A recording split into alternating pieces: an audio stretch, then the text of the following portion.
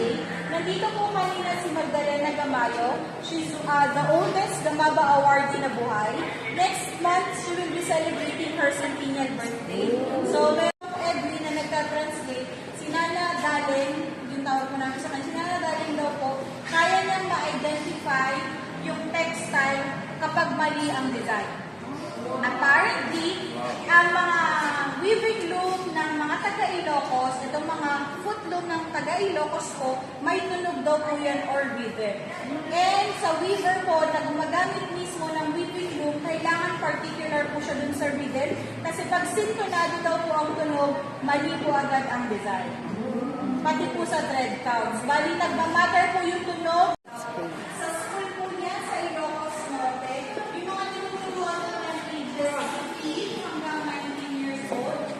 Siya mismo ng anak po niya, yung tunog ng bawal weaving loom niya. Kapag sintonado, napapakasok niya lahat ng tunog.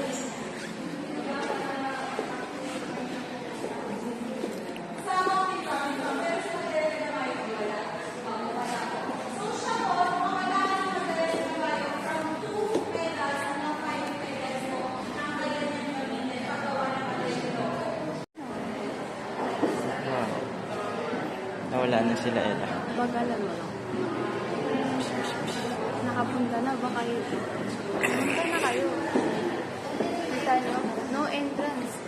Ulitin nyo na. Kala ko may entrance. Ano yung sinasabi mo ng entrance? Wala eh. Sa Intramuros. Bayad ng trap. Wow. Ano tawag yan? Hindi mo binasa. Hindi ko kita eh.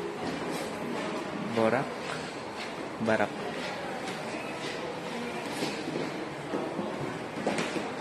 Ano sayang ano?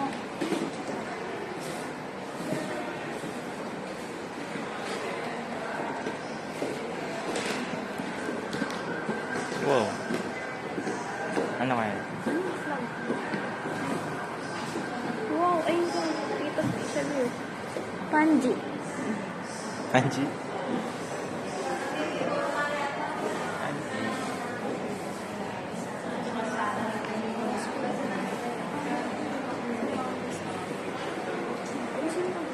Ay, sorry.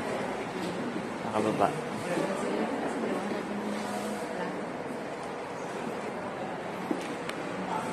Wow.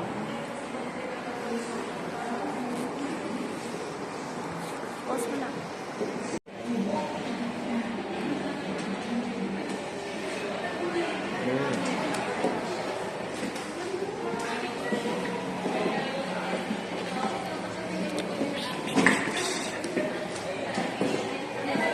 Wow.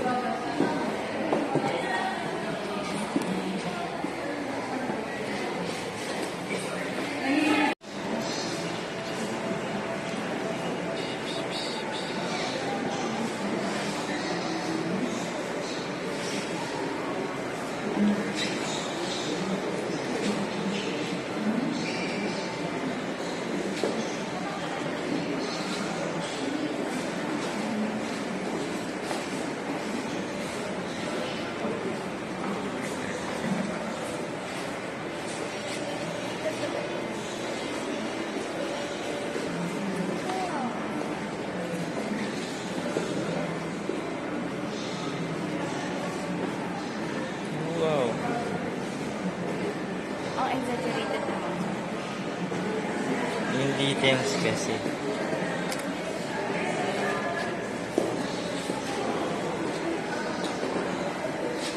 Hindi mo talaga yun. Mm. So, balikan natin ang organize.